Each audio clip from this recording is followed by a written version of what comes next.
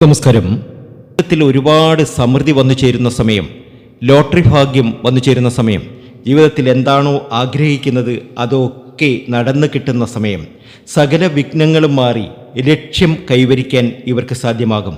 ഗണപതി ക്ഷേത്രത്തിൽ കൂടി ദർശനം നടത്തുക, ഗണപതി ഹോമം കൂടി നടത്തുക. തീർച്ചയായും വരാനിരിക്കുന്ന നാളുകൾ മൂലനക്ഷത്ര ജാതകരുടെ ജീവിതത്തിലെ അത്ഭുതങ്ങൾ നടക്കുന്ന സമയം തന്നെയായിരിക്കും. ശത്രുദോഷ ശമനം, എല്ലാ രീതിയിലും ഉയർച്ചയാണ്.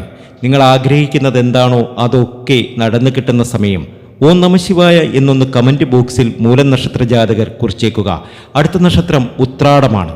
ഉത്രാടം നക്ഷത്ര ജാതകർക്കും ഇത് സൗഭാഗ്യ സമ്പന്നതയുടെ സമയമാണ്. നിങ്ങൾ ആഗ്രഹിക്കുന്ന കാര്യങ്ങളൊക്കെ നിങ്ങൾക്ക് നടന്നു കിട്ടുന്ന സമയം.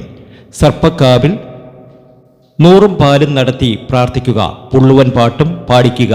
തീർച്ചയായും വരാനിരിക്കുന്ന സമയം വളരെയേറെ സമൃദ്ധിയുടെയും സന്തോഷത്തിൻ്റെയും സമയം തന്നെയാണ്.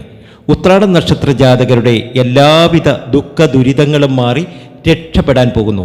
അഖണ്ഡ സാമ്രാജ്യ കോടീശ്വര യോഗം നിങ്ങൾക്ക് വന്നു ചേരും. ഇന്ന് ശ്രീകൃഷ്ണ ജയന്തിയാണ്. തീർച്ചയായും വരാനിരിക്കുന്ന നാളുകൾ വളരെയേറെ സമൃദ്ധിയുടേതാണ്, സന്തോഷത്തിൻ്റെതാണ്. ആഗ്രഹങ്ങൾ ഒക്കെ നടക്കുന്ന സമയം. ഭാഗ്യത്തിൻ്റെയും നേട്ടത്തിൻ്റെയും സാമ്രാജ്യം കെട്ടിപ്പടുക്കും ഈ നക്ഷത്ര ജാതകർ. നിങ്ങൾ ആഗ്രഹിക്കുന്നത് എന്താണോ അതൊക്കെ നിങ്ങൾക്ക് നേടിയെടുക്കാൻ കഴിയും. ഉത്രാടം നക്ഷത്ര ജാതകരുടെ ജീവിതത്തിലെ സൗഭാഗ്യ സമ്പന്നതയുടെ സമയമാണ് ഇത്. അടുത്ത നക്ഷത്രം രേവതിയാണ്.